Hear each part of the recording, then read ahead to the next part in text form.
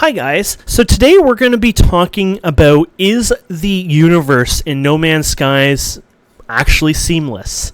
And a user here, player ready question mark, and I'll link the video in the comments, had made a really cool video which I think you should check out. It was really neat. But I was analyzing the video itself, and being a game developer, small, I'm nothing, but knowing what I'm talking about, I found some interesting things. Now, this user tried to get to the sun, and he commented on maybe he was starting to go crazy. I like his commentary, it's like, is he's becoming delusional or whatever.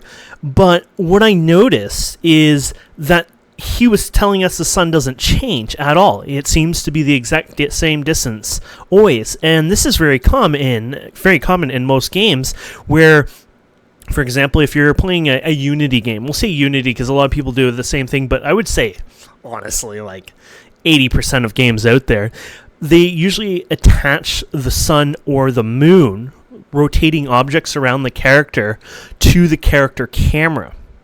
And this gives you the effect of the sun being close, or the moon being so close, almost like you could see the model itself. You've probably played a game where you could physically see the model and you could see it rotating. It's like, whoa, that is so cool. Like, you could just almost touch it. Well, the thing is, the model is really close to you, a lot closer than you think. But what they do is it's a camera trick, and it's attached to the camera, and you can never get to it. Even if you cheated and you started to have a fly hack in these games, if you've ever done it before, you probably tried to even go there, and you just can't get to it. It's like, what the hell? I keep going to it, but it keeps, staying at the same distance. That is what's happening here. The sun is attached, it seems, to the player camera, and no matter how close to you get, it'll stay at the even distance as a player. Now, another issue I notice is this here. You see the bumps there? You see how it's vibrating and going really crazy? This is actually very, very consistent to float point calculation. What's happening is the math is becoming inaccurate. The decimal places are not, say, 0.000001, for example. Now they're 0.0001.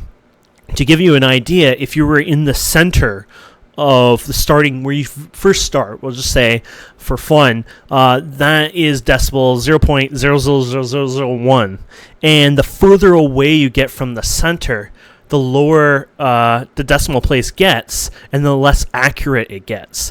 So if you've ever played a game like Space Engineers back in the day before they had the whole open world, you probably remember if you went 20,000 kilometers out, things started to slowly vibrate.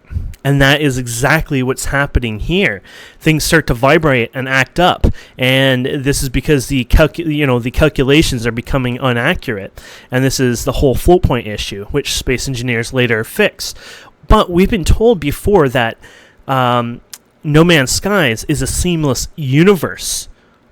But, and I'm not trying to accuse of anyone of lying or cheating or whatever, but this does not make any sense to me. We were told before you could actually fly from one system to another, and this is not you can jump from one system to another. You could actually fly, but it would take you forever, like years and years, etc. But after seeing this video, I would say it's actually impossible, because it looks like you would need to be able to reset your position back to 0.000 whatever. And what they've done in some games is they actually move it with you. So some games, to make it sort of like seamless and you can move forever, is they move the entire coordinate system with you. So you're always in the center, in a sense, where the world moves around you rather than you move through the world. But this is not consistent of a seamless world, and I'm quite confused myself in that. I'm sure there's other programmers out there that might have a bit more information on this, but it seems very unlikely you could make it from one system to another. Let's just say you did it for a year. I can't see it actually being possible at this point. I would say that it needs an actual physical ability to reload to the next system, and it's not actual seamless. So I just wanted to bring this up.